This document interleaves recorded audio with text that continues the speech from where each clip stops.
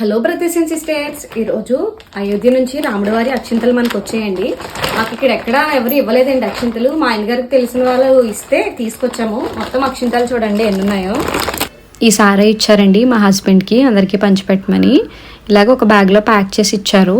అవునండి, ఇంతకీ మీకు అక్షింతలు అందాయో లేదో కామెంట్లో చెప్పండి. ఈ బ్యాగ్లో ఉన్నవైతే గుడి యొక్క ఫొటోసు, భారీ హిందూ సంఘమని పాంప్లెట్స్, బైక్కి కార్కి అంటించుకునే స్టిక్కర్స్, అక్షింతలు, ఇంకా గుడి వివరాలన్నిటిని ఒక పాంప్లెట్లో ఇచ్చారు.